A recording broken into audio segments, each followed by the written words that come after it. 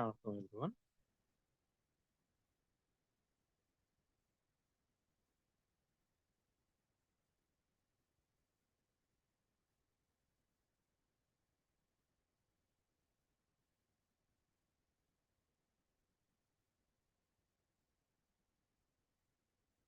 আমার স্ক্রিন কি দেখা যাচ্ছে? Hello,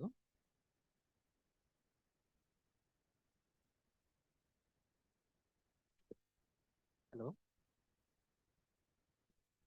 Yes, sir.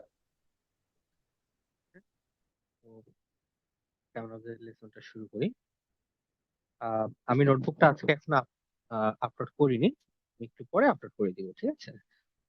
তো আজকে যে টপিকগুলি ছিল আমাদের আমাদের টপিকগুলোর মধ্যে ছিল যে আমরা ফিচার স্কেলিং কিভাবে করব, ডাটা ট্রান্সফর্ম কিভাবে করব, এবং ফাইনালি ফিচার সিলেকশন কিভাবে করব, ঠিক আছে? তো নেক্সট ক্লাসে আমাদের আসলে ফিচার ইঞ্জিনিয়ারিং থাকবে, আমরা কিভাবে ফিচার ইঞ্জিনিয়ারিং করে আসলে আমাদের ডিজায়ার ফরম্যাটে ডাটা নিয়ে আসতে পারি। তো ফিচার যখন ইঞ্জিনিয়ারিং করি তখন এই বেসিক তিনটা জিনিস আমরা করেই থাকি।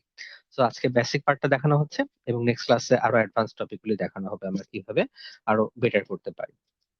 আমার স্ক্রিন কি ঠিকঠাক মতো দেখা যাচ্ছে? লেখাগুলো কি পড়া যাচ্ছে? হ্যাঁ স্যার। ওকে, নাইস। তাহলে কন্টিনিউ করি। আচ্ছা, তো ফার্স্টেই আমরা স্কেলিং কেন করব, অথবা বিভিন্ন যে স্কেলিং এর টেকনিক দেখছি এটা আমরা কেন অ্যাপ্লাই করব, অথবা স্কেলিং জিনিসটাই বা কি। যে কোনো টপিকই বা যে কোনো সাবজেক্টে স্কেলিং করা বলতে বেসিক্যালি কোন একটা জিনিসের সাইজ বড় বা ছোট করা বোঝায়।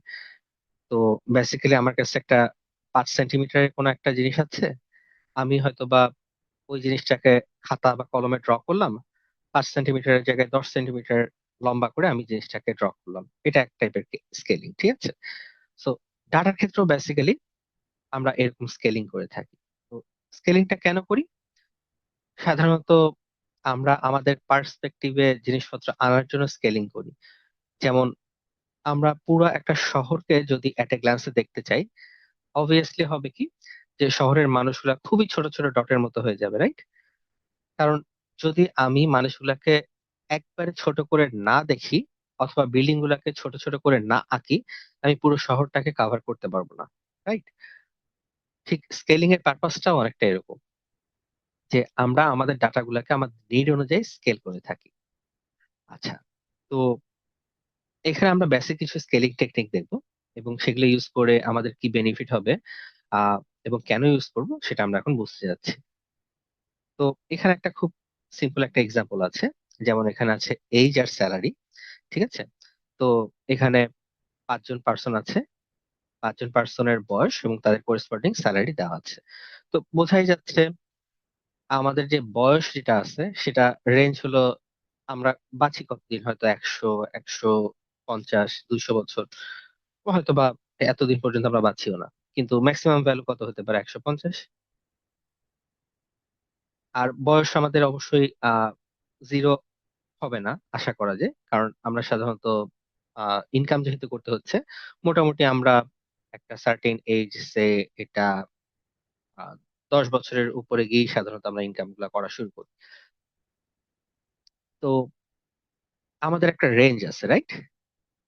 তো এজের আমাদের একটা রেঞ্জ আছে, স্যালারির ক্ষেত্রে আমাদের এরকম একটা রেঞ্জ আছে। যেমন যাদের 25 বছর বয়স, আমরা একটা রেঞ্জের স্যালারি পাই। যার বয়স 62 বছর, সে আরেকটা রেঞ্জের স্যালারি পায়। আমাদের এক্সপার্টাইজ অনুযায়ী স্যালারির রেঞ্জটা চেঞ্জ হয়, রাইট? তো এই রেঞ্জ কথাটা এত ইমফাসিস কেন দিচ্ছি? কারণ হলো, একটা মেশিন লার্নিং মডেল যখন কোনো ডিসিশন মেক করে, তখন তার কাছে অ্যাকচুয়াল ডাটা না থাকলেও হয়, ঠিক আছে? তার কাছে অ্যাকচুয়ালি ডাটার ক্যারেক্টারিস্টিক্সটা প্রপার নাম্বারে যেতে হয়। যদি আমরা প্রপার নাম্বারে ডাটার ক্যারেক্টারিস্টিক্স গুলি পাস করতে পারি, সে কিন্তু ঠিকই প্রেডিক্ট করতে পারে। তো এভাবেই একটা মেশিন লার্নিং মডেলের আমরা যদি ডাটা দিয়ে ট্রেন করি, সেখানে নট নেসেসারিলি আমার নাম সেখানে যাওয়ার দরকার আছে। আমি আমার নাম ছাড়াও ওই মডেলটাকে বিল্ড করতে পারি, এবং আমি আমার ক্যারেক্টারিস্টিক্স দিয়ে আমার সার্টেন কিছু জিনিসপত্র বের করে নিয়ে আসতে পারি। যেমন ঠিক এই এক্সাম্পলটাই হয়তো বা হতে পারে যে আমার হয়তো বা বয়স আমি দিচ্ছি এবং আমার স্যালারিটা কত হতে পারে এটার একটা প্রিডিকশন নিয়ে আসতেছে আমি। ঠিক আছে, এই ধরনের সলিউশনে। বাট এটা প্রিডিক্টিভ কোনো সলিউশন না, এটা জাস্ট দেখানো হচ্ছে যে ডাটা আমরা স্কেল করব। ঠিক আছে, সেটা কিভাবে করা যেতে পারে। আচ্ছা, তো আমরা এখন একটু এক্সাম্পলটা দেখি, তারপর আরো ডিটেইলে যাব। তো আমরা পান্ডাস নিয়েছি আর নামপাই নিয়েছি। তো আমরা ডাটা ফ্রেম নিলাম, আর স্কেলার থেকে আমরা বেশ কিছু মডিউল নিয়েছি, যেমন মিনিম্যাক্স স্কেলার নিয়েছি, স্ট্যান্ডার্ড স্কেলার নিয়েছি, রোবাস্ট স্কেলার নিয়েছি, পাওয়ার ট্রান্সফর্মার নিয়েছি। এগুলি আমরা নিয়েছি একটা একটা করে। আচ্ছা, পিডি ডাটা ফ্রেমে আমরা যেভাবে ডাটা ফ্রেম স্ট্যান্ডার্ড ওয়েতে ডিফাইন করি সেভাবে ডাটা ফ্রেমটা ডিফাইন করা হয়েছে। আমাদের প্যারামিটার হলো দুইটা, এজ আর স্যালারি। তো আমরা এখানে নোটিস করতেছি আমার কিন্তু আহ, আমাকে আইডেন্টিফাই করার মতো কোনো কিছু কিন্তু এখানে নাই, লাইক আমার কোনো আইডি অথবা আমার নাম, আমার ফোন নাম্বার, এরকম কোনো কিছু নাই, রাইট? সো আমার যদি ডাটা এখানে থাকেও, আমি চাইলে আমার অ্যানোনিমাস ডাটা দিয়ে আমি আমার মডেলগুলোকে কিন্তু ইউজ করতে পারতেছি। তো এখন আসি আমরা, এই যে স্যালারি আমরা এখানে দিলাম, প্রিন্ট করলাম, জাস্ট ডাটাটা দেখলাম যে হ্যাঁ আমার ডাটাটা দেখতে কেমন। আচ্ছা, minimax scaling, basically first normalization আমরা যেভাবে করতেছি সেটা হলো মিনিম্যাক্স স্কেলিং। মিনিম্যাক্স স্কেলিং কি হয়? মিনিম্যাক্স স্কেলের ভ্যালু আমরা, ভ্যালু যত বড়ই হোক বা যত ছোটই হোক, আমরা সেটাকে শ্রিঙ্ক করে আমরা 0 আর 1 এর মধ্যে রাখি। কিভাবে করা পসিবল? আমার কাছে যতগুলা স্যাম্পল আছে, সে এইজ আমার যতগুলো আছে, সবগুলো থেকে আমার ম্যাক্সিমাম আর মিনিমাম ভ্যালুটা আমি নিয়ে নিচ্ছি। ঠিক আছে, এবং সেখান থেকে আমি আসলে সবগুলো ভ্যালুকে ভাগ করে আমি 0 থেকে 1 এর মধ্যে নিয়ে আসতে পারি।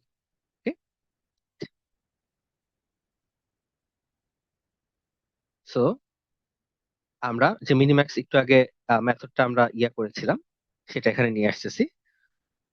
আর এখানে আমরা দেখি এই যে মিনিম্যাক্স কিভাবে কাজ করে, এখানে ফর্মুলা বেসিক্যালি দেওয়া আছে। আমরা একটু পরেই দেখবো ফর্মুলা গুলা, যে যে দেখবো।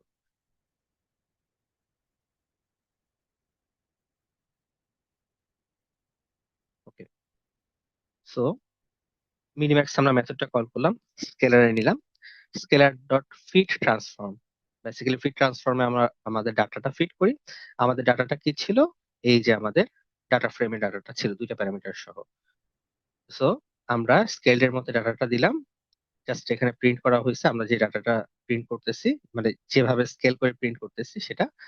আর এরপরে থাকছে ডাটা ফ্রেম স্কেল ডাটা, আমাদের যে নতুন যে স্কেল ডাটা ছিল সেটা শো করতেছে, এই যে আমরা যেটা স্কেল ডাটা পেয়েছি। আর এখানে আমরা বেসিক্যালি বলে দিচ্ছি যে আমাদের কলাম গুলা কি ছিল। আগের যে আমার ডাটাটা ছিল ওই ডাটার কলাম গুলাই তো এখানে আছে, right? So scale data with আগের কলাম গুলো নিয়ে আমরা শো করতেছি। তো ওটা যদি আমরা শো করি, এইভাবে আমরা নতুন ভ্যালু গুলা দেখতে পারবো। সো আমরা দেখতেছি এখানে ভ্যালু গুলা খেয়াল করে দেখবো সবাই, যে এখানে সব ভ্যালু 0 থেকে 1 এর মধ্যে আছে। ঠিক আছে, ম্যাক্সিমাম ভ্যালুটা 1 হবে আর মিনিমাম ভ্যালুটা আমার আলটিমেটলি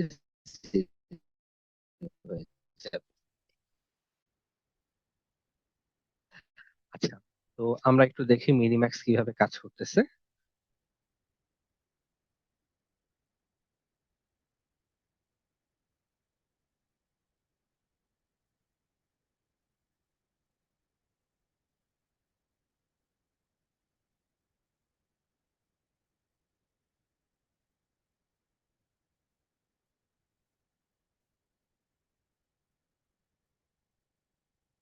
আমরা কোনটা ইউজ করেছি? আমরা ইউজ করেছি মিনিম্যাক্স স্কেল মোস্ট প্রবাবলি।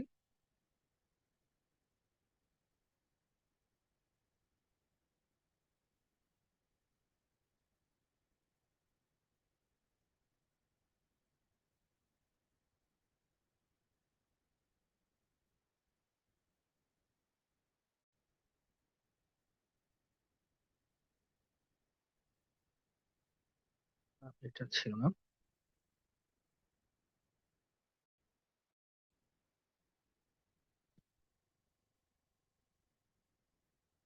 হ্যাঁ, এটা ছিল। সো আমাদের মেথডটা ছিল মিনিম্যাক্স স্কেলার।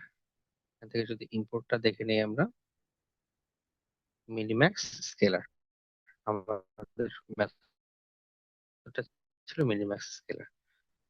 আমরা গেট ব্যাক করি।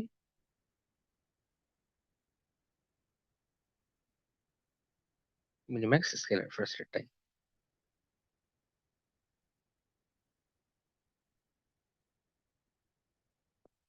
আচ্ছা,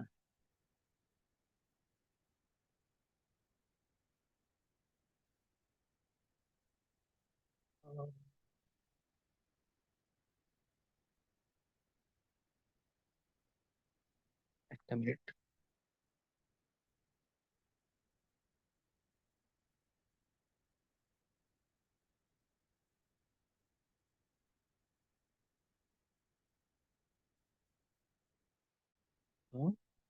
The transformation is given by ফর্মুলাটা দেওয়া আছে বেসিক্যালি। তো এখানে যেটা করা হয়, আমার এভাবে ক্যালকুলেশন করে আমার মিনিমাম ভ্যালুটাকে আলটিমেটলি 0 করে ফেলা হয়, আর ম্যাক্সিমাম ভ্যালুটাকে আমাকে 1 করে ফেলা হয়। ঠিক আছে। তো আমাদের সবসময় ফর্মুলা মনে রাখতে হবে না, যদি রাখতে পারি খুবই ভালো। বাট যদি অ্যাটলিস্ট ফর্মুলাটা মনে না রাখতে পারি, অ্যাটলিস্ট ইনটিউশনটা যেন মনে রাখি, ঠিক আছে, কিভাবে কাজ করতেছে বা এটা দেখে আমার এক্সপেকটেশনটা কি। আচ্ছা, আমরা নেক্সটে চলে যাই। আচ্ছা, স্কেলিং এর ব্যাপারে কারো কোনো কোশ্চেন বা কোয়েরি আছে? এই পার্টটা কি বোঝা গেছে পুরোপুরি?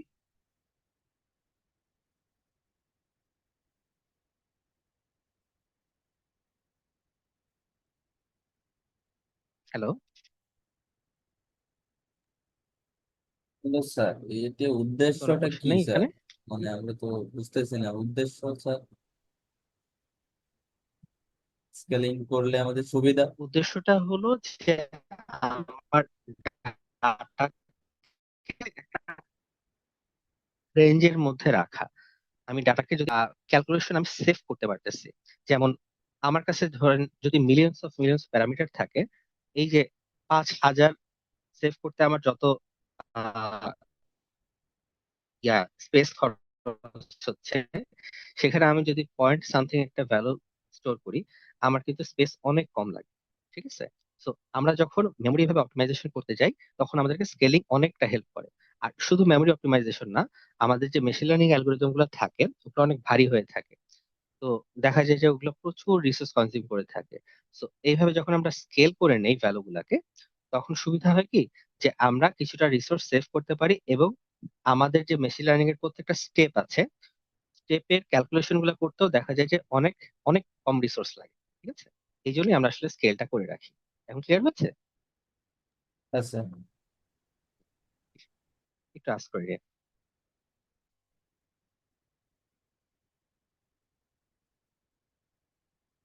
ঠিক আছে। তো এরকম আরেকটা এখানে স্কেলিং দেখানো হয়েছে, স্ট্যান্ডার্ডাইজেশন আরেকটা। তো এখানে যেটা করা হয়েছে, জেড স্কোর স্কেলিং। তো জেড স্কোর স্কেলিং এ কি করা হচ্ছে, আমার মিন 0 ধরে তারপরে স্ট্যান্ডার্ড ডেভিয়েশন 1 রাখা হচ্ছে, যে 0 থেকে আমার +-1 এরকম একটা রেঞ্জে আমার ডাটাগুলো ভ্যারি করবে। ঠিক আছে। এখানে আমরা এইভাবে ডাটাগুলোকে স্কেল করতেছি। তো এখন জাস্ট থিওরিটিক্যাল ডিসকাশন গুলো করে যাচ্ছি, আমরা যখন প্র্যাকটিক্যালি ইউজ দেখাবো তখন আসলে এই জিনিসগুলি মোর মেক সেন্স করবে। ঠিক আছে। সো আজকের জন্য এখানে বেশিরভাগ জিনিসই দেখবেন যে জাস্ট থিওরিটিক্যালি বলে যাচ্ছে আমি, আপনারা জাস্ট আপাতত একটু শুনে রাখেন, একটু প্র্যাকটিস করে রাখেন। যখন আমরা অ্যাকচুয়ালি হ্যান্ডস অন করবো তখন দেখবেন যে এই জিনিসগুলো মোর মেক সেন্স করবে। তো স্ট্যান্ডার্ড স্কেলার ঠিক আগের মতোই আমরা জাস্ট অবজেক্টটা নিলাম, আগের মতোই ঠিক ফিট ট্রান্সফর্ম করলাম, আমরা ডাটা পাস করলাম। ডাটা পাস করার পরে আমরা যেটা করতেছি ঠিক আগের মতোই, আমাদের স্কেল ডাটাটা নিয়ে আসলাম, প্রিন্ট করলাম, আর কলাম গুলা আমরা দিয়ে দিলাম। ঠিক আছে, আমার যে কলাম গুলো আছে সেগুলো আমি দিয়ে দিলাম। ওকে। সো এখন খেয়াল করি আমরা, 0 হলো গিয়ে আমার স্ট্যান্ডার্ড ভ্যালু হবে, এবং মিন হলো আমার স্ট্যান্ডার্ড ভ্যালু হবে, এবং ওখান থেকে আমার ভ্যারিয়েশনটা দেখা যাবে। +1 থেকে -1 এর মধ্যে একটা ভ্যারিয়েশন দেখা যাবে। ঠিক আছে। আচ্ছা, এরপরে আরেকটা স্কেলিং মেথড আছে, সেটা হলো যে লেস সেনসিটিভ টু আউটলায়ার্স, মানে বেসিক্যালি ভাই এখানে একটা আমার, কোশ্চেন, হ্যাঁ বলেন। আপনার যে স্ট্যান্ডার্ড ডেভিয়েশন -1 থেকে +1 এর মধ্যে বলছেন, বাট এখানে তো 1 থেকে বেশি হয়ে গেছে, তো এটা সমস্যা নাকি? মানে হ্যাঁ, কোনো না না, এটা নর্মালি মিন থেকে, এটা এখানে একটু ভ্যারি করবে, মিনটাকে স্ট্যান্ডার্ড ধরা হয়, এটা ভ্যারি করবেই। ঠিক আছে। একদম ইয়াতে থাকবে না, একদম ওয়ানের মধ্যে এটা থাকবে না, এটা ভ্যারি করবে, মোটামুটি ওই রেঞ্জের মধ্যে থাকবে, একদম ফিক্সড না এটা। তো রোবাস্ট স্কেলিং এ চলে গেলাম।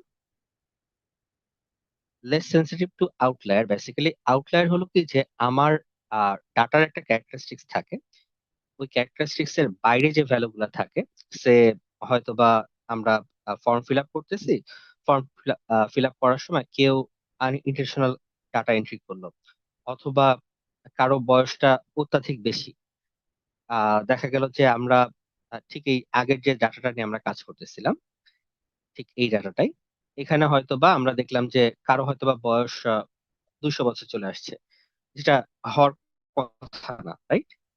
তো এই ধরনের সিনারিও গুলা আমরা যেন অ্যাভয়েড করতে পারি, সেই জন্যই বা এই ধরনের সিনারিও গুলাকে বেসিক্যালি আউটলায়ার বলা হচ্ছে। আমার ডাটার যে ক্যারেক্টারিস্টিক্স আছে তার বাইরে এডিশনাল কিছু ডাটা চলে আসছে। এই আউটলায়ারের জন্য আসলে হয় কি যে ডাটার যে কমন ক্যারেক্টারিস্টিক্স থাকে বা কমন যে প্যাটার্ন থাকে, সেগুলি আমরা ইউজ করতে পারি না। তো জেনারেল প্র্যাকটিস হলো আউটলায়ার গুলি সরিয়ে নেওয়া বা আউটলায়ার গুলো অ্যাভয়েড করা। বাট এমন কিছু নর্মালাইজেশন টেকনিক আছে, এই টেকনিকগুলি আমরা যদি ইউজ করি তাহলে আউটলায়ারের ইম্প্যাক্ট খুবই মিনিমাল থাকে। এমন সিনারিও আমাদের আসতেই পারে যখন আমরা দেখি যে আমাদের কাছে প্রচুর ডাটা আছে এবং সেখান থেকে আউটলায়ার গুলা ধরে ধরে বাদ দেওয়াটা আমাদের জন্য ডিফিকাল্ট হতে পারে, তখন আমরা এই ধরনের রোবাস্ট স্কেলিং ইউজ করতে পারি, ঠিক আছে? তাহলে দেখা যাবে যে আহ, আমাদের যে আউটলায়ার যেগুলো আছে সেগুলো আমাদেরকে খুব বেশি ইম্প্যাক্ট করবে না। স্কেলার, রোবাস্ট স্কেলার নিলাম, স্কেলার ডট ফিট ট্রান্সফর্মার করলাম ঠিক আগের মতোই, রোবাস্ট স্কেলার কল করেছি, ফিট ট্রান্সফর্ম কল করলাম, ডাটা নিলাম, আর ডাটার মধ্যে আমরা এখানে পাস করলাম, ডাটা ফ্রেম নিলাম, স্কেল ডাটা পাস করলাম, কলামগুলো পাস করলাম ঠিক আগের মতোই। এবং এখানে এই যে আমরা দেখতেছি আমাদের ডাটাগুলোকে এই স্কেলের মধ্যে নিয়ে আসছে। এখানে একটু খেয়াল করি, আমরা এখানে মিডিয়ান ইউজ করা হয় আর ইন্টার কোয়ার্টাইল রেঞ্জ ইউজ করা হয়, এই দুটা ইউজ করে আমরা বেসিক্যালি রোবাস্ট স্কেলিং করি। আর আগে যেটা ছিল আমাদের জি স্কোরিং যেটা ছিল সেখানে ছিল মিন ছিল, আর এখানে বেসিক্যালি মিডিয়ান আর ইন্টার কোয়ার্টাইল রেঞ্জ, আমাদের যে চারটা কোয়ার্টাইল থাকে ওই চারটা কোয়ার্টাইলের মধ্যে ওই রেঞ্জটা ইউজ করা হয় আর মিডিয়ানটা ইউজ করা হয়। আচ্ছা, এরপরে থাকতেছে হলো log transformation for skewed data. যদি আমার ডাটাটা একটা দিকে বায়াস থাকে বা কোনো একটা ভ্যারিয়েবলের দিকে দেখা যায় যে বেশি ভ্যালু আসতেছে, বারবার দেখা যাচ্ছে যে 20 থেকে 30 বছরের যে রেঞ্জটা আছে এখানেই দেখা যাবে যে আমরা বেশি ডাটা পাবো, তাই না? এখানেই আসলে মোর পিপল ওয়ার্ক ফোর্সে জয়েন করে, এই ধরনের সিনারিওতে আমরা চাইলে লগ ট্রান্সফরমেশনটা ইউজ করতে পারি। তো এখানে বেসিক্যালি লগারিদমিক ট্রান্সফরমেশন ইউজ করা হয় যেন আমাদের ডাটার স্কিউনেসটা হ্যান্ডেল করতে পারি আমরা। ডাটা নিলাম আমরা ঠিক এনপি লক করলাম, ডাটাকে নিলাম আমরা, স্যালারিটা নিলাম, লক স্যালারি, এবং data with lock transform salary. তো আমার স্যালারিটা হবে লগারিদমিক ভ্যালুতে আমরা পেয়ে যাচ্ছি। এটাই হলো লগ ট্রান্সফরমেশন। পাওয়ার ট্রান্সফরমেশন, এরপরে আরেকটা ট্রান্সফরমেশন আছে, এখানে হলো আমরা কি করতেছি, মেক্স ডাটা মোর গসিয়ান লাইক। গসিয়ান লাইক জিনিসটা কি যে আমার ডাটাটা ওয়েল ডিস্ট্রিবিউটেড হবে, একটা বেল কার্ভের মতো হবে জিনিসটা।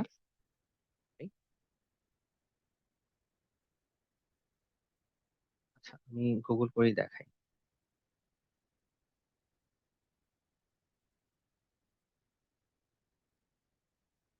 Gaussian distribution, হ্যাঁ, যেটা বলছিলাম। সো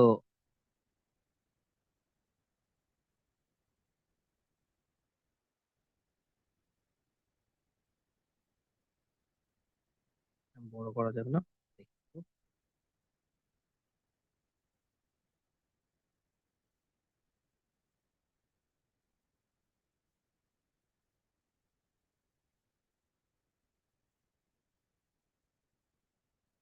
আচ্ছা, ওকে। সো যেটা হয় যে বেল কার্ভ আর নর্মাল ডিস্ট্রিবিউশন হলো আমাদের কমন যে আমরা ডাটা কালেকশন প্রসেস বা ডে টু ডে লাইফে যা ডাটাগুলাই দেখি সবকিছুই মোরলেস দেখা যায় যে বেল কার্ভ ফলো করে। ঠিক আছে, বেল কার্ভ ফলো করা মানে কি, যে এখানে আমার ডাটাটা ইউনিফর্মলি ডিস্ট্রিবিউটেড থাকে। ইউনিফর্মলি ডিস্ট্রিবিউটেড হলে আমরা তখন ধরে নিই যে হ্যাঁ আমার ডাটাটা প্রপার ওয়েতে আসছে। এটা এমন হতে পারে, লেফট স্কিউ হতে পারে, মানে আহ, এই যে কার্ভটা আছে, কার্ভটা হয়তো লেফট সাইডে চলে যেতে পারে, তখন আমরা লেফট স্কিউ বলতেছি, অথবা এটা রাইট সাইডে চলে যেতে পারে, তখন রাইট স্কিউ বলতেছি। বাট আলটিমেটলি দিনের শেষে এরকম একটা ওয়েব ফর্মে থাকে। এই ফর্মের আমরা যদি ডাটাটা পেয়ে থাকি তাহলে আমাদের ডাটার প্যাটার্নটা আমরা বলি গসিয়ান প্যাটার্নে আছে, এবং আমরা ধরে নেই এই ডাটার মধ্যে অ্যানোমালিটা কম আছে অথবা নাই বললেই হয়। ইনফ্যাক্ট আমরা আহ, এমন যদি কোনো সিনারিওতে যাই যে খুব মনে হয় যে কেওয়াটিক কোনো সিনারিওতে আছি, যে ডাটার মধ্যে কোনো প্যাটার্ন নেই, বাট স্টিল ডাটাগুলি আমরা যখন কালেক্ট করি তখন দিনের শেষে দেখা যায় যে ডাটার মধ্যে এই গসিয়ান প্যাটার্নটা পাওয়া যায়। সো ঠিক এরকম একটা এক্সাম্পল হতে পারে যে হ্যাঁ আমরা আমাদের ক্লাসে যদি একটা সার্ভে করি, আমরা যদি সবার কাছ থেকে জাস্ট ভোট নিতে থাকি যে আহ যে তোমাদের বয়স কত এবং তোমরা তোমাদের মানে এডুকেশন লেভেল কত, জাস্ট এই দুটা দিয়ে যদি আমরা একটা প্লট তৈরি করি, দেখা যাবে যে সেখানেও দিনের শেষে আমরা যদি ইনাফ পরিমাণে ডাটা কালেক্ট করতে পারি, দেখা যাবে সেখানেও একটা বেল কার্ভ চলে আসবে। ঠিক আছে, তো এরকম বেল কার্ভটা যখন আসে, মানে অ্যাকচুয়ালি সব ডাটার ক্ষেত্রে এই বেল কার্ভটা পাওয়া যায় মোরলেস, যদি সেই ডাটাটা ইউনিফর্ম হয়ে থাকে।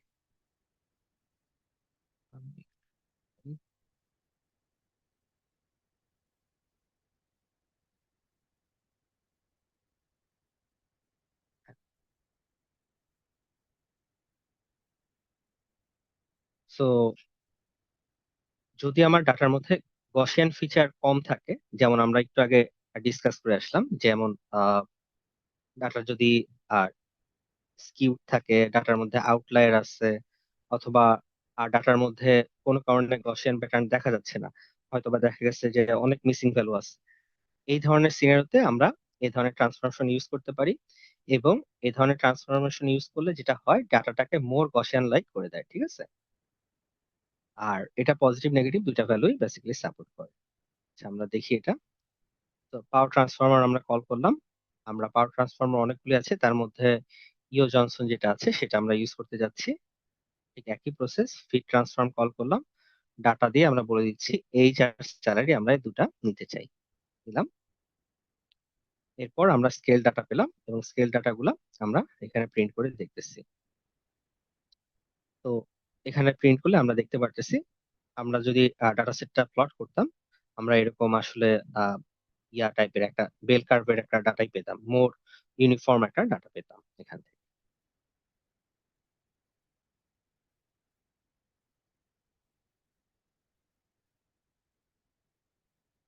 তো এখানে আরেকটা রিয়েল লাইফের ডাটা দিয়ে চেক করা হয়েছে, সেটা হলো যে ব্রেস্ট ক্যান্সারের ডাটা নিয়ে। ব্রেস্ট ক্যান্সারের ডাটার উপরে এখানে একটা ফিচার সিলেকশনের কাজ করা হয়েছে। তো বেসিক্যালি দুটা ক্লাস থাকার কথা।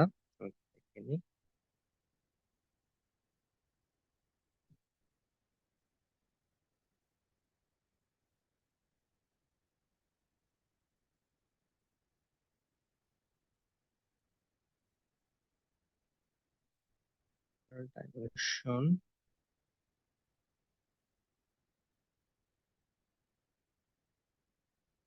লার্ন, ব্রেস্ট ক্যান্সারের ডাটা সেটটা নিলাম আমরা, ডাটাটা লোড করা হয়েছে, কলামগুলো নিয়েছি, শেপ বিফোর ফিচার সিলেকশন। তো ফিচার সিলেকশনের আগে আমরা ডাটা শেপটা দেখব, আর প্রত্যেকটা কলাম প্রিন্ট করা হয়েছে। আচ্ছা, তো শেপ যদি দেখি আমার ডাটা সিলেকশনের ক্ষেত্রে, আমার ডাটায় দেখতেছি আমার 30টা কলাম আছে আর 569টা রো আছে আমার।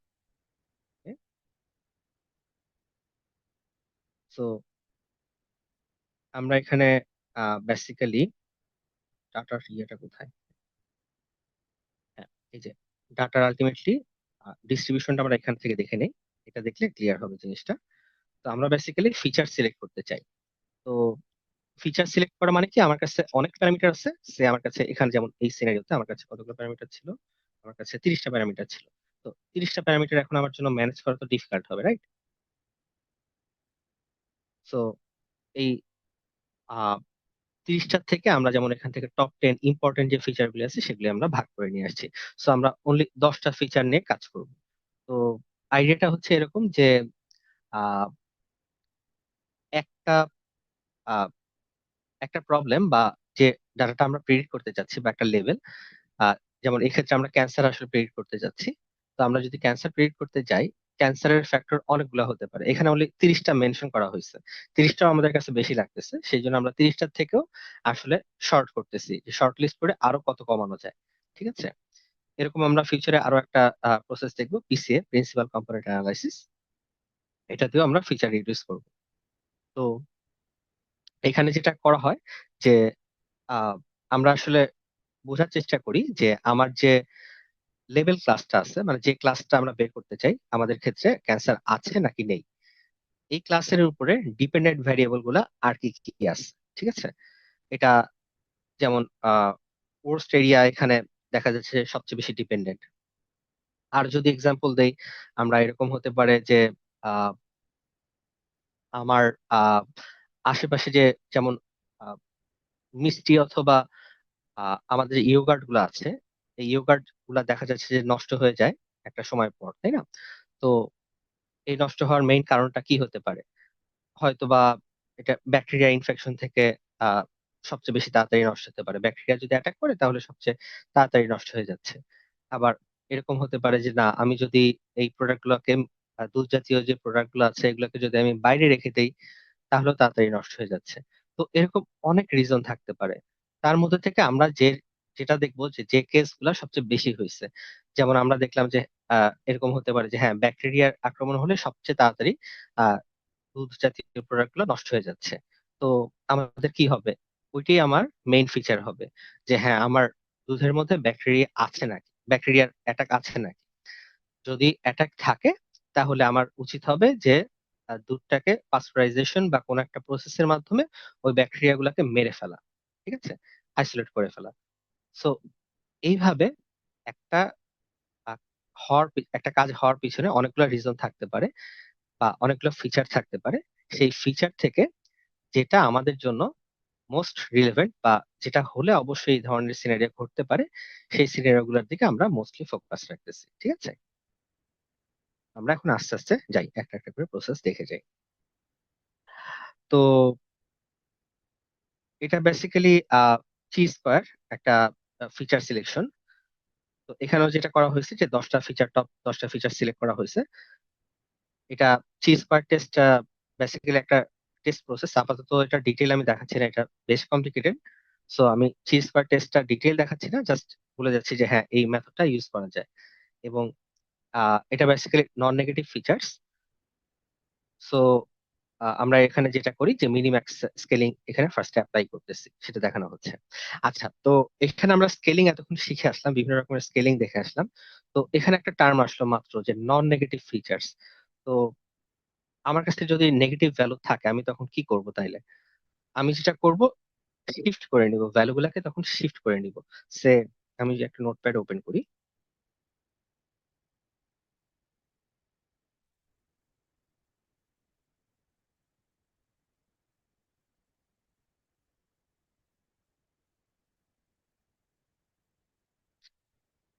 সে আমি মনে করি আমার এক্স আর ওয়াই দুইটা প্যারামিটার আছে, এবং এখানে আমার কিছু ভ্যালু আছে। এটা হাইপোথেটিক্যাল কিছু ভ্যালু আমি দিচ্ছি।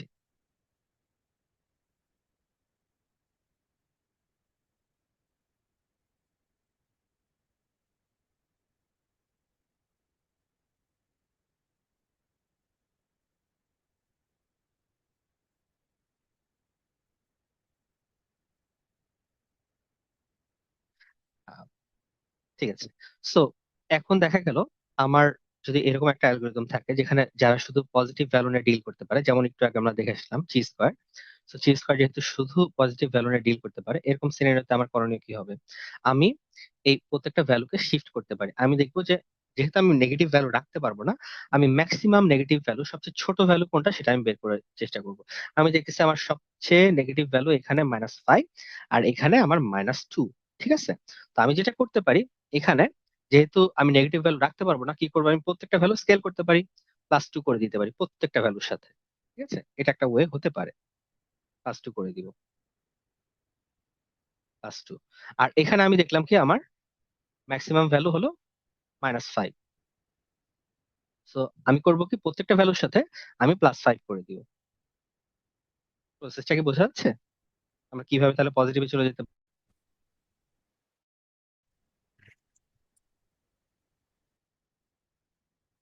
আহ,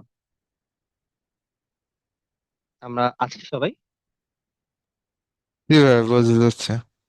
বোঝা যাচ্ছে, ওকে, থ্যাংক ইউ।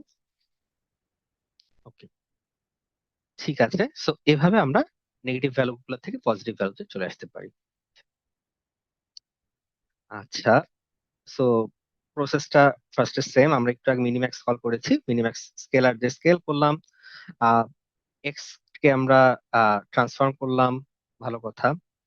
তারপর select K best score function, score top 10 features using chi square test. Chi square test করে আমরা এভাবে বেস্ট যে টপ যে 10টা প্যারামিটার আছে সেগুলো সিলেক্ট করলাম। ঠিক আছে, সিলেক্টরকে দিয়ে আমরা বেস্ট ফিচার গুলো সিলেক্ট করলাম, ট্রান্সফর্ম করলাম, এক্স স্কেলড আমরা নিলাম, স্কেলড যেটা ছিল আমার, এবং সেখান থেকে আমরা ওয়াই কে জাস্ট রিড করলাম যে হ্যাঁ ক্যান্সার আছে কি নাই, এরকম একটা জিনিস। আচ্ছা, নিলাম আমরা। তারপর এক্স এর কলাম গুলা নিলাম, সবগুলা কলাম নিয়ে আমরা দেখলাম যে হ্যাঁ আসলে যে 10টা ফিচার আমরা পেয়েছি সেই 10টা ফিচার কি কি। এই যে মিন রেডিয়াস, মিন পেরিমিটার, মিন এরিয়া, মিন কনকেভিটি, মিন কনকেভ পয়েন্টস, মানে বেসিক্যালি এরকম যা 10টা ফিচার আছে ওই 10টা ফিচার চলে আসে। সো টোটাল 30টা থেকে আমি 10টা ফিচার এভাবে আলাদা করে নিয়ে আসছি। আচ্ছা, এটা ছিল চি স্কোয়ার ইউজ করলাম আমরা। Feature importance using random forest. আচ্ছা, আহ, আমি একটু বলবো যে আমি এখানে খুব বেশি এক্সপ্লেইন করতেছি না, কারণ আগে আমরা একটু প্রসেস গুলা জাস্ট বুঝে নেই, যে আমরা কখন স্কেল করতেছি, কখন ফিচার সিলেক্ট করতেছি, কখন ট্রান্সফর্ম করতেছি। এই যে ডাটা চেঞ্জ করলাম না, ডাটা চেঞ্জ প্রসেসটাকে আমরা ডাটা ট্রান্সফরমেশন বলতেছি। ঠিক আছে, তো এই ফান্ডামেন্টাল জিনিসগুলো একটু বুঝে নেই আমরা, বাসায় একটু এই ছোট ছোট এক্সাম্পল যেগুলি আছে এগুলো একটু প্লে অ্যারাউন্ড করি, দেখা যাবে যে ফিউচার ক্লাসে আমরা এগুলা সব আরো অনেক ডেপথে যাব। ঠিক আছে, তো এরপরে যেটা থাকতেছে আমাদের র্যান্ডম ফরেস্ট থাকতেছে। র্যান্ডম ফরেস্টে যেটা হচ্ছে, আহ আমরা এখানে র্যান্ডম ফরেস্ট ক্লাসিফায়ারটা নিচ্ছি, র্যান্ডম স্টেট একটা বলে দিচ্ছি। আহ এটা বেসিক্যালি একটা র্যান্ডম সিড। আচ্ছা, আমরা তো স্ট্যাটিস্টিক্যাল ক্লাসগুলো মনে হয় করে আসছি, র্যান্ডম সিড জিনিসটা কি, এটাকে বলা হয়েছে? না, র্যান্ডম সিড শুনি নাই ভাই। আচ্ছা, র্যান্ডম সিড জিনিসটা হলো কি, যে মানে জিনিসটা হচ্ছে র্যান্ডম নাম্বার দিয়ে, আপনি তো জানেন একটা র্যান্ডম নাম্বার আসবে, রাইট? জি, জি ভাই। কিন্তু ওই র্যান্ডম নাম্বারের উপরে আমাদের তো কোনো কন্ট্রোল থাকে না। আমি একবার কল করলাম একটা নাম্বার আসলো, পরে কল করলাম আরেকটা নাম্বার আসবে, এখানে আমার হাতে কোনো কন্ট্রোল নাই। সো এটাতে প্রবলেমটা কি, যে আমি র্যান্ডম নাম্বার দিয়ে জেনারেট করছি, আমার পিসিতে একই কোড রান করতেছে, আমার এখানে একটা র্যান্ডম নাম্বার যদি ইউজ করে থাকি, আমার এখানে একটা রেসপন্স আসবে, আপনার পিসিতে রান করলে আরেকটা রেসপন্স আসবে। ঠিক আছে, এখন আমরা যখন এক্সপেরিমেন্টের কাজগুলো করি তখন আমাদের তো সবসময় এটা আমাদের জন্য হেল্পফুল হয় না। তখন হয় কি, র্যান্ডম নাম্বার গুলাও আমাদের যেন একটা প্যাটার্নে আসে সেটা ইউজ করার জন্য আমরা একটা র্যান্ডম সিড ইউজ করি। র্যান্ডম সিড যখন আমরা ডিফাইন করে দিই তখন হয় কি, যে ওই র্যান্ডম সিড ডিফাইন করার পরে যত র্যান্ডম নাম্বার নিব আমরা একটা সিকোয়েন্সে আসবে। যেহেতু একটা সিকোয়েন্সে এখন র্যান্ডম নাম্বার গুলো আসতেছে, হবে কি আমার রেজাল্ট আর আপনার রেজাল্ট এখন সেম আসবে। ঠিক আছে, এই জিনিসটাই র্যান্ডম সিড দিয়ে বা র্যান্ডম স্টেট দিয়ে আমরা ডিফাইন করতেছি। বেসিক্যালি আমরা বলে দিচ্ছি যে এই এটা হলো তোমার র্যান্ডম সিড। আচ্ছা, তো আমরা একটা মডেল নিচ্ছি, মডেল ফিট করলাম, ইম্পর্টেন্স নিলাম, যে আমরা সিরিজ হিসেবে নিলাম। ঠিক আছে, সিরিজে নেওয়ার পরে আমরা দেখতেছি যে সিরিজে নেওয়ার পরে আমার ফিচার ইম্পর্টেন্সে ভাগ করলাম আমরা, ইন্ডেক্স কলাম হিসেবে নিয়ে নিলাম প্রত্যেকটা, আর এই যে টপ ফিচার্সটা আমরা এখানে নিলাম। এবং যেটা হলো যে এখানে কিন্তু সবগুলাই আমার আলটিমেটলি আহ চলে আসছে, বাট আমরা এখান থেকে হেড দিয়ে সবগুলো ফিচারে কিন্তু আমাকে সর্ট করে দিচ্ছে।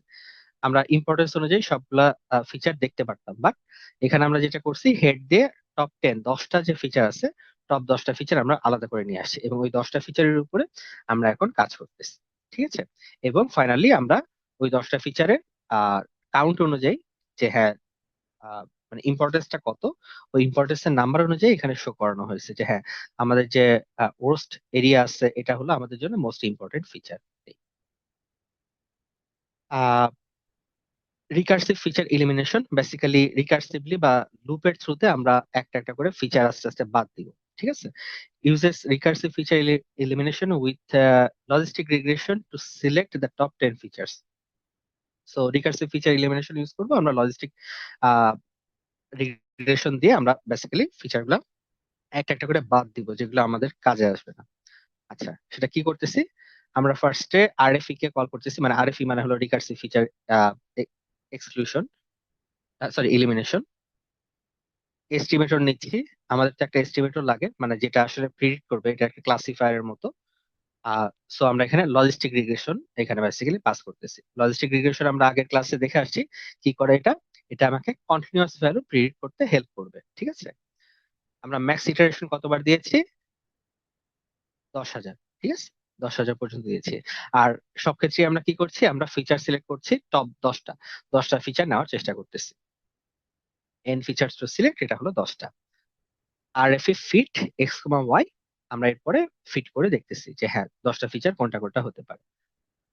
তো আমরা এখানে সিলেক্টেড এক্স কলামস নিয়ে আমরা সবগুলা দেখতেছি যে হ্যাঁ ফিচার গুলা কি কি হতে পারে, এবং এখানে আমরা নিচে ওই 10টা লিস্ট পেয়ে গেছি প্রায়োরিটি ওয়াইজ। মিন রেডিয়াস, মিন কম্প্যাক্টনেস, মিন কনকেভিটি। আমরা যদি একটু খেয়াল করি, এখানে 10টা ফিচার দিচ্ছে ঠিকই, কিন্তু 3টা অ্যালগোরিদম কিন্তু 3 রকমের প্রেসিডেন্স দিয়ে আমাকে এই কলামগুলো দিয়েছে। ঠিক আছে, হুইচ ইজ ট্রু, আসলে 3টা অ্যালগোরিদম আসলে 3 ভাবে কাজ করবে এবং এদের আউটকামও এরকম ভ্যারি করবে। তো আমাদেরকে আসলে রিয়েল লাইফের এক্সাম্পল থেকে আস্তে আস্তে বুঝতে হবে যে কোন অ্যালগোরিদম আসলে কখন ইউজ করব। এটা প্র্যাকটিক্যাল এক্সাম্পল ছাড়া বোঝা যাবে না। আজকে জাস্ট একটা ইন্ট্রোডাক্টরি সেশন ছিল যে আমরা কিভাবে ফিচার সিলেকশন করি, ওই স্টেপ গুলা জাস্ট দেখানো হয়েছে। বাট রিয়েল লাইফে আমরা কিভাবে ডাটা দেখে ডিসিশন গুলা নেই, এটা আমরা আরো পরে শিখতে যাচ্ছি। ঠিক আছে, আজকে এখানে কভার করা হচ্ছে না। আচ্ছা, তো আজকে আমার দিক থেকে আসলে এতটুকু ছিল। এখানে বেসিক্যালি যা বলা হয়েছে সবকিছু সামারিটা লিখে দেওয়া আছে, আপনারা ইন্টারেস্টেড হলে দেখতে পারবেন এই। আচ্ছা, তো আপনাদের দিক থেকে কোনো কোশ্চেন কোয়েরি বা কিছু থাকলে আস্ক করতে পারেন।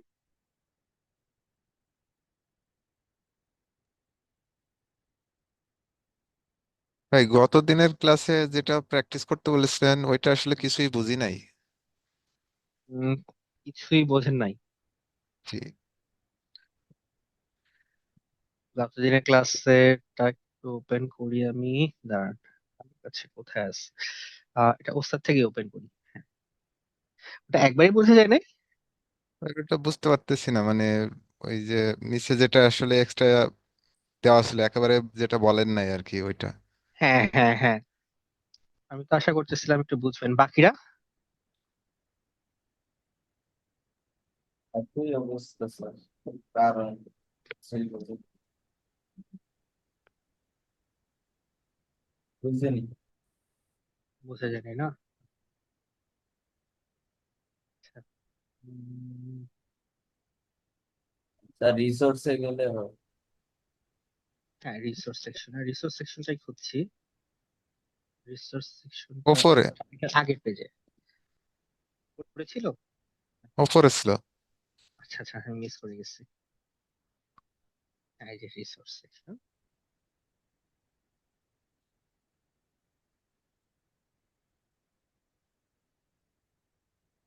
আছে।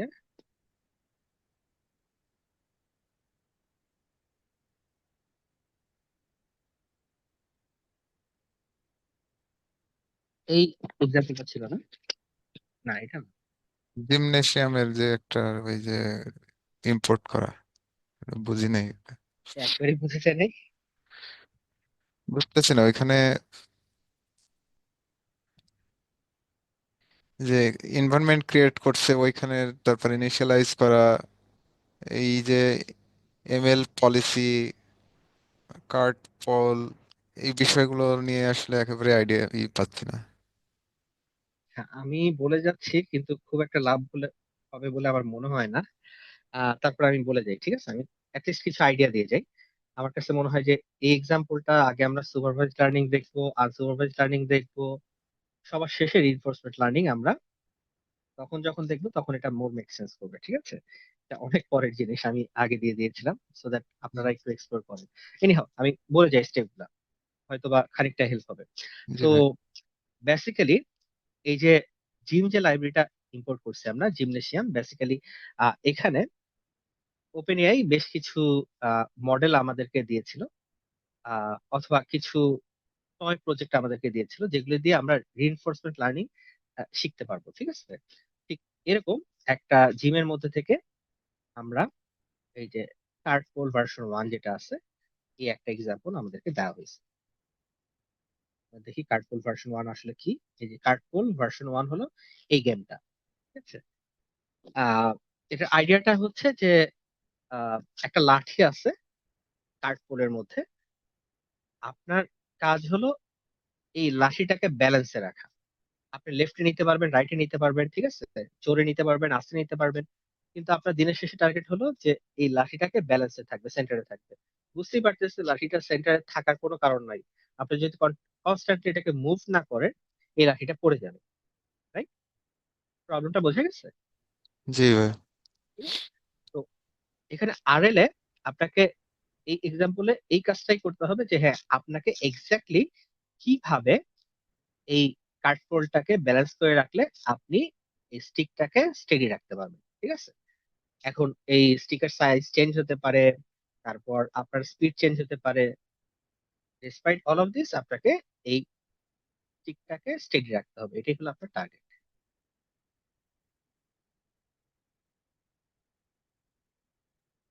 আচ্ছা, তো এখানে বেসিক্যালি একটা আরএল এর মডেল না হয়েছে MLP policy, multilayer perceptron policy most probably. আমি একটু দেখে বলি।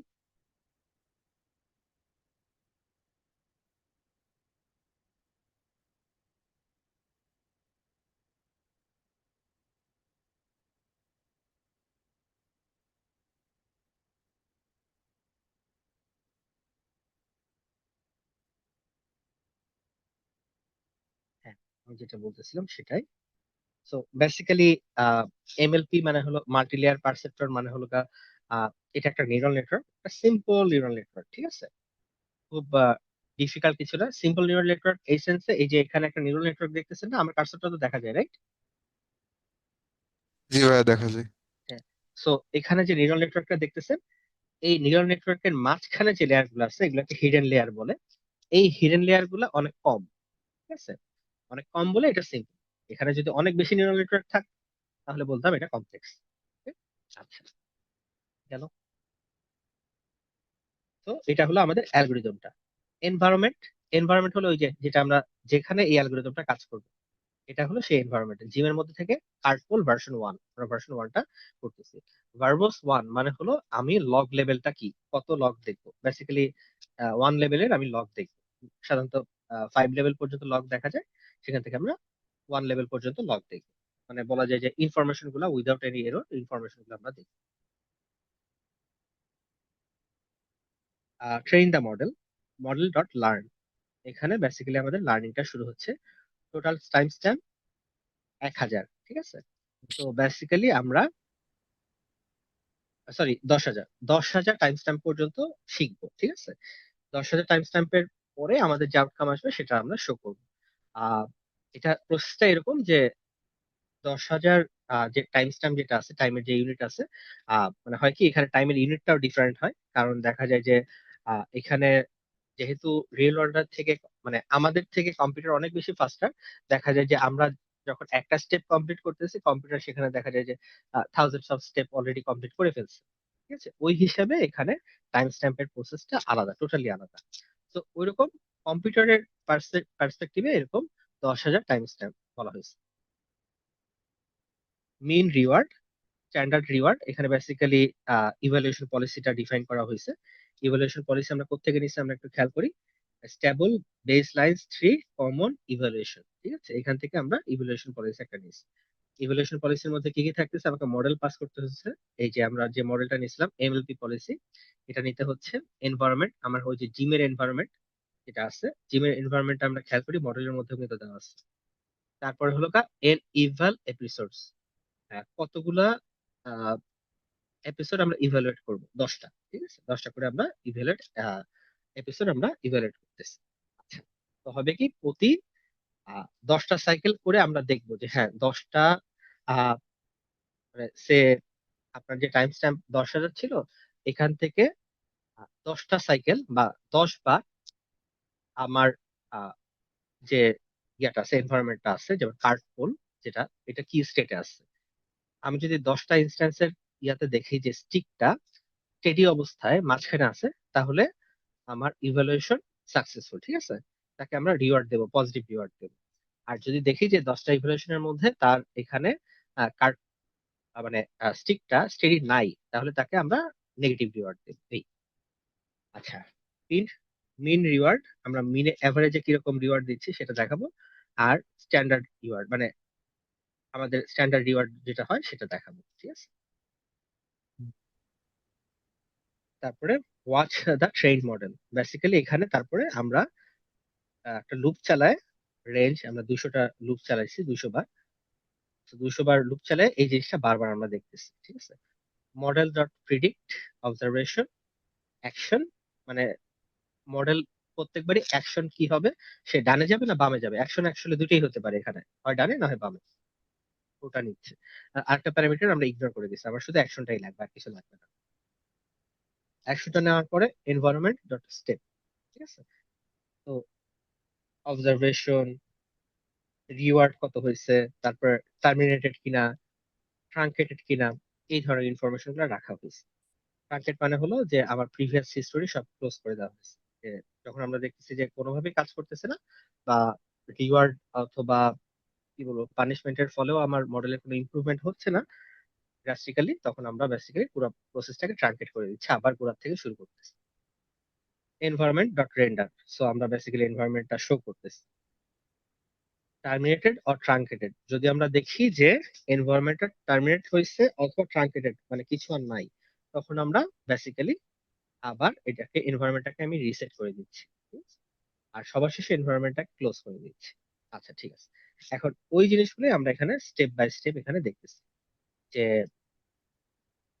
এখানে এপিসোড লিনিয়ার মিন কত ছিল, রিওয়ার্ড মিন কত ছিল, টাইম যেটা ছিল আমাদের, টাইম কত পর্যন্ত, 10,000 পর্যন্ত। সো ওই টাইমটা এখানে বেসিক্যালি দেখানো হচ্ছে ফ্রেমস পার সেকেন্ড। এখানে ইটারেশন 1 1, টোটাল টাইম স্ট্যাম্প কত সেটা দেখানো হয়েছে, 2048টা গেছে। আর এখানে আমি আরেকটা কাজ করি নাই, এটা হয়তো বা করে দিলে আপনাদের জন্য ভালো হতো, এই জিনিসটা ভিজুয়ালি দেখা যায়। তো টাইম ফ্রেম কমায় দিয়ে ভিজুয়ালি এই জিনিসটাকে ভিজুয়ালাইজ করা যায়, আমি ওটা করি নাই। আমরা যখন অ্যাকচুয়াল আরএল এ যাব তখন আমি চেষ্টা করবো যেন আমি এই ভিডিওটা দেখাতে পারি। এখানে জিম দিয়ে এটা জেনারেট করা যায়, আমরা জেনারেট করে ওটা তখন দেখলে আরো জিনিসটা ক্লিয়ার হবে। এখন জাস্ট শুধু নাম্বার গুলা দেখা যাবে, এই নাম্বারে আমরা আমরা আহ প্রত্যেকটা স্টেপে কত রিওয়ার্ড দিচ্ছি, কত আউটকাম আসতেছে, এই জিনিসগুলাই একটা একটা করে আসছে এখানে, ঠিক আছে? তো আমি খুব হাই লেভেলে এক্সপ্লেইন করে দিলাম খানিকটা, আশা করতেছি একটু হলেও বোঝা গেছে। আর in the meantime RL টা যখন আমরা করবো তখন আরো ডিটেইলে এগুলো দেখবো। তো খানিকটা কি আজকে এই আরএল এর এক্সাম্পলটা বোঝা গেছে? কিছুটা মাথার ভিতরে মানে ইয়ে হয়েছে, একেবারে বুঝছিলাম না, বাট কিছুটা আর কি। জিনিসপত্র আসছে, ঠিক আছে, জি। ঠিক আছে।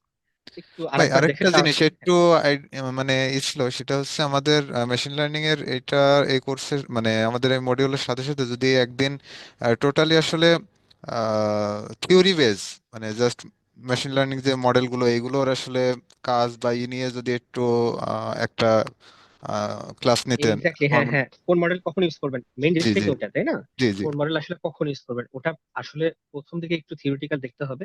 আসলে মেশিন লার্নিং এর কি কি করা যায় এটা জানতে হবে ফার্স্টে, তারপরে কোথায় কোনটা ইউজ করবেন। এখন আমরা শিখতেছি মেশিন লার্নিং এ কি কি করা যায়, ঠিক আছে? কি কি প্রসেসের মাধ্যমে আমরা মেশিন লার্নিং করি, প্রসেস গুলো আগে বলে যাচ্ছি। এবং জি খেয়াল করে দেখেন এখানে আমি কিন্তু এক্সপ্লেনেশন একটু কম করতেছি, কারণ যখন আমরা ওই স্টেজে যাব যে কোন অ্যালগরিদম কোথায় ইউজ করবেন, কোন প্রসেসিংটা অ্যাকচুয়ালি কোথায় করতে হবে, তখন দেখবেন জিনিসগুলো আরো ডিটেইল আসবে এবং আগের যে টপিকগুলো পড়া যাচ্ছে এগুলো তখন অ্যাকচুয়ালি মেক সেন্স করবে। ঠিক আছে, জি ভাই। Thank you. আর কোনো কোশ্চেন বা কোয়েরি? না ভাই। ঠিক আছে তাহলে, থ্যাংক ইউ এভরিওয়ান, আজকে এখানেই ড্রপ করি তাহলে। Have a nice day then, bye. Allah হাফেজ।